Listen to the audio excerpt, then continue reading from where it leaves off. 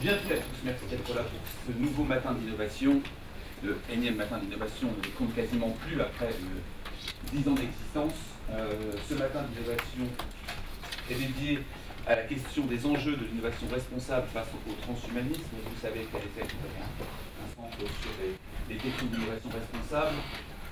Nous pilotons avec différentes universités européennes, que ce soit en Angleterre, aux Pays-Bas, également en Suisse. Nous avons ce centre qui fourmille et qui essaie de réfléchir sur les enjeux de demain en termes d'innovation, sur plusieurs aspects d'innovation, évidemment pas celui exclusivement du transhumanisme, qui est le sujet de ce matin, mais sur des domaines bien plus larges. Dès lors que ça parle d'innovation, quelle responsabilité nous avons face à celle-ci, considérant évidemment que la plus grande des responsabilités est celle portée par l'innovateur.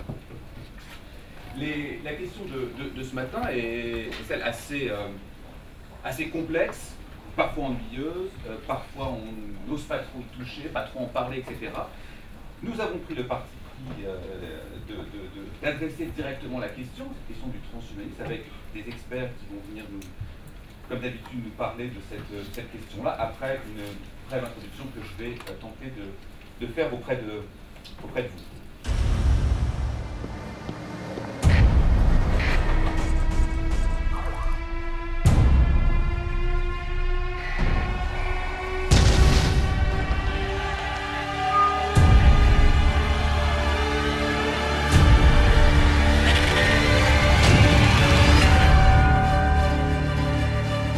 Integrating technology with human evolution seems like such a good sell for man.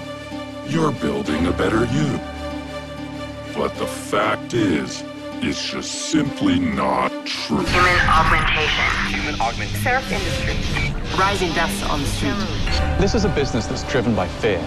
If I don't improve myself, if I don't augment myself, then I'll be less intelligent, less capable, less strong than the rest of the human race. Augmentation is a huge business for these corporations, and we're paying for it by sacrificing our humanity and freedom. Violent clashes. Reports of human experimentation. And we have to ask the question, are we playing God? We've been integrating ourselves with technology for decades now, replacing damaged limbs with mechanical limbs, implanting data chips into our bodies, which give away huge amounts of information to governments and corporations all across the globe.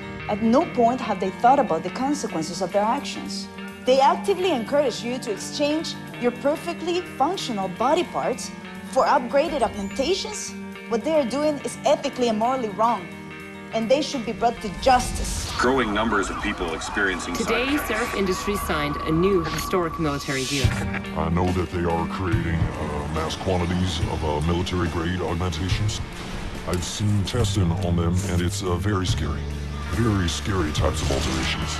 They want to systematically turn us into machines and pump us full of their drugs. You have to take Neuropozyne, one of the most dangerous and addictive drugs that exists in the world today. You'll have to take this drug for the rest of your life. If you don't, your body will reject your augmentations. It's a drug that's priced so highly that we are now seeing cases of high-profile people who are now out on the streets, and they are begging. They are begging for drugs. They'll have their technology in your body. They could have the power to turn off your limbs, the potential to turn off your eyes. They'll be able to send messages to your brain and control your thoughts as if they have the power of God.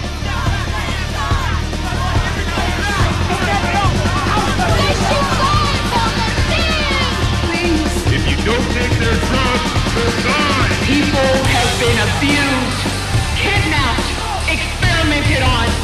Any kind of resistance or opposition is met with fierce and brutal terror on the people. When does this stop? When will you stand up and fight?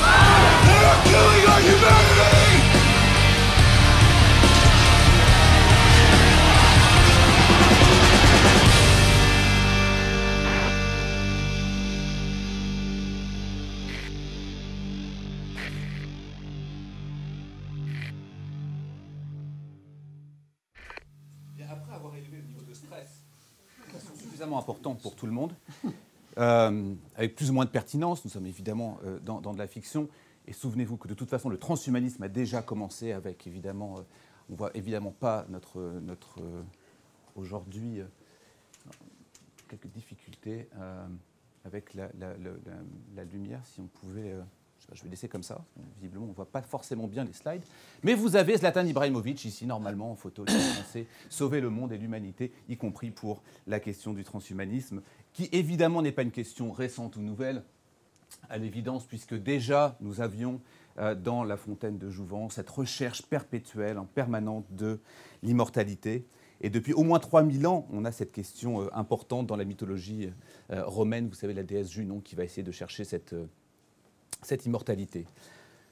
C'est une question évidemment qui est scientifique. Les premiers alchimistes vont déjà chercher à trouver l'élixir de longévité, essayer de repousser la mort le plus possible, conserver en tout cas la jeunesse à travers un certain nombre de potions possibles ou non possibles pour repousser les limites de la mort, ou en tout cas prolonger la vie.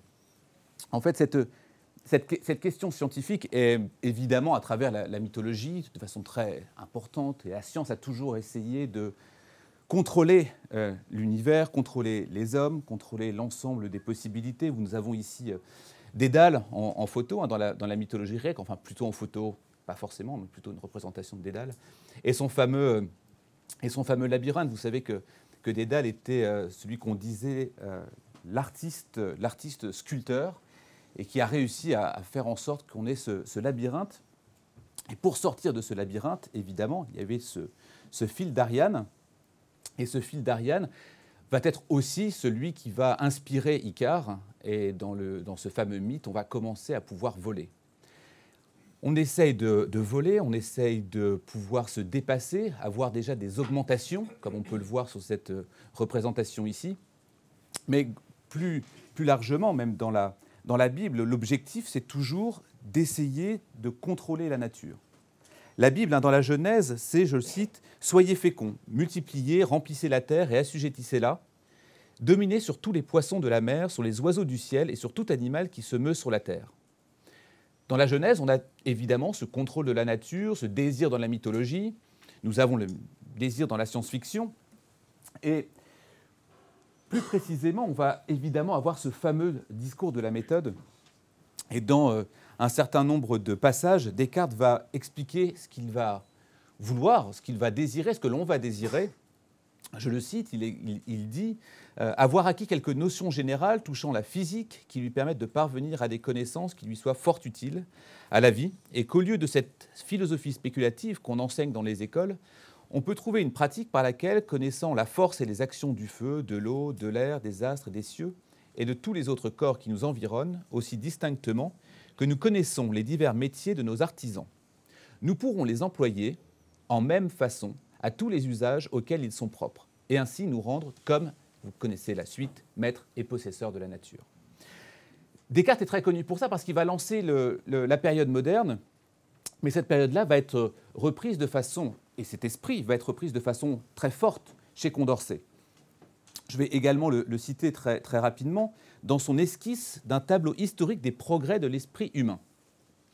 On sent que les progrès de la médecine, préservatrice, devenus plus efficaces par ceux de la raison et de l'ordre social, doivent faire disparaître à la longue les maladies transmissibles ou contagieuses. Et ces maladies générales, qui doivent leurs origines au climat, aux aliments, à la nature des travaux, il ne serait pas difficile de prouver que cette espérance doit s'étendre à presque toutes les autres maladies, dont il est vraisemblable que l'on saura un jour reconnaître les causes éloignées. Serait-il absurde, maintenant, de supposer que ce perfectionnement de l'espèce humaine doit être regardé comme susceptible d'un progrès indéfini, qu'il doit arriver en un temps où la mort ne serait plus que l'effet ou d'accidents extraordinaires ou de la destruction de plus en plus lente des forces vitales, et qu'enfin, la durée de l'intervalle moyen entre la naissance et cette destruction n'a elle-même aucun terme assignable. Cette question de Condorcet n'est pas évidemment simplement réductible à la fois à Descartes et à lui-même. Un autre, l'homme-machine, on va traiter cette question-là, où Julien Auffray de la Métrie va soutenir que l'homme entier est une machine. Donc finalement, tout ce que l'on a vu au début, ou qui va un peu nous effrayer, c'est déjà quelque part dit ici. Entrons dans quelques détails de ces ressorts de la machine humaine, dit Julien Onfray de la Métrie. Tous les mouvements vitaux, animaux naturels et automatiques se font par leur action. N'est-ce pas machinalement que le corps se retire, frappé de terreur à l'espèce d'un précipice inattendu, que les paupières se baissent à la menace d'un coup, comme on l'a dit, que la pupille s'étrécit au grand jour pour conserver les rétines? Même chose pour les pores de la peau qui se ferment en hiver pour que le froid ne pénètre pas, l'intérieur des vaisseaux, l'estomac se soulève irrité par le poison. Bref, pour lui, l'homme est pleinement une machine. Pour Julien Onfray de la Métrie, c'est très clair. Lorsqu'en plus de la philosophie et en plus des désirs, vous avez la science qui va se mêler à cela. Nous avons évidemment Charles Darwin, qui va expliquer de façon très claire que l'évolution humaine telle que nous la connaissons aujourd'hui n'est probablement pas terminée, n'est probablement une finalité, que c'est simplement, et même peut-être même le début, que nous sommes systématiquement, perpétuellement dans un processus d'évolution. Et Charles Darwin va mettre ça de façon très claire. Plus exactement, et ce sera le dernier philosophe que je citerai ici, plus exactement, nous allons chercher en permanence à aller plus loin que ce que nous connaissons. Ce qui va dire, plus exactement, Nietzsche, c'est cette recherche permanente d'un devenir plus ou d'une volonté de puissance. Selon lui, il y a toujours une tendance à la puissance, à la volonté de puissance. Et dans Ainsi parlait Zarathustra, c'est très clair. Lorsqu'il arrive en ville, Zarathustra, il se trouve dans une grande foule, rassemblée sur la place publique, car on avait annoncé qu'un danseur de cordes allait se montrer. Je le cite, Zarathustra parla au peuple et lui dit « Je vous enseigne le surhomme. L'homme est quelque chose qui doit être surmonté. Qu'avez-vous fait pour le surmonter? Tous les êtres, jusqu'à présent, ont créé quelque chose au-dessus d'eux. Et vous, voulez-vous être le reflux de ce grand flot et plutôt retourner à la bête plutôt que de surmonter l'homme ?» Tout ce désir de philosophie, de mythologie, d'imagination va se retrouver confronté également à tous les enjeux liés à la science-fiction. 2001, l'Odyssée de l'espace, Arthur Clarke, les hommes politiques devraient lire de la science-fiction, pas des westerns ou des romans policiers. Nous avons également le célèbre Asimov. La science-fiction est devenue nécessaire à notre salut. L'enjeu est de souligner que la science-fiction, pour lui, est porteur de prospective. Elle va nous aider à nous projeter. Vous avez, bien sûr, Greg Bear, très célèbre également, qui, lui, dans La musique du sang, va montrer qu'il y a une séparation de l'humanité en plusieurs rameaux. Des humains naturels, humains mécanisés, humains biologiquement modifiés. Nous allons avoir, à la fois dans la science-fiction, dans la science, un certain nombre de personnes, et Huxley va dire cette chose intéressante. Nous avons besoin, pour tout ce que nous avons vu depuis le début de cette rapide présentation, d'un nouveau nom pour cette nouvelle croyance. Peut-être que celui de transhumanisme, nous sommes en 1927, fera l'affaire. L'homme qui reste tout en se transcendant, en explorant de nouvelles possibilités de la nature humaine et pour celle-ci. Toutes ces questions prennent aujourd'hui une certaine réalité. Et nous sommes confrontés aujourd'hui, vous le savez, je ne vais pas rentrer dans le détail, à un certain nombre de possibilités, de développement, de déploiement de soi. Et je vais laisser évidemment ensuite les présentateurs parler beaucoup mieux que moi de tous ces développements qui posent évidemment des questions fondamentales. Mais nous voyons bien que ce qui est troublant, c'est l'intégration et la porosité aujourd'hui dans la société du transhumanisme. Ici, nous avons Bob Radossi qui va effectivement changer de bras ou changer de prothèse en fonction du sport qu'il va pratiquer. Nous avons Jeremy Campbell qui avait pour objectif de dépasser le record du monde de lancer de disque. Il est à 60 mètres aujourd'hui, le lancer de mètre record est à 74. Lui est beaucoup plus troublant. Il a participé à la fois aux Jeux Olympiques à Londres et à la fois aux Jeux Paralympiques à Londres. Et donc cette frontière-là se floute de plus en plus entre les deux. Ou Adrian Alatavan, qui effectivement est probablement un des meilleurs violonistes du monde, et qui effectivement est un humain augmenté à travers la prothèse qu'il a pour pouvoir jouer. Nels Sabinson également, qui, c'est intéressant de le voir, entend les couleurs. Il entend les couleurs.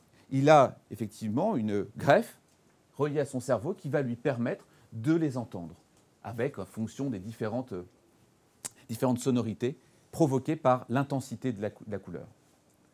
Cette augmentation-là, Rob Spence va en parler évidemment en replaçant même cette question de l'œil à travers une caméra vidéo, et l'on voit bien que nous sommes pleinement dans cette orientation.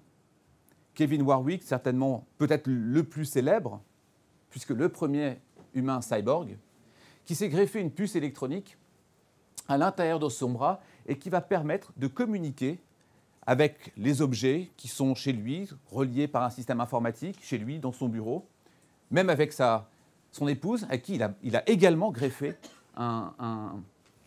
une puce électronique pour pouvoir communiquer entre eux.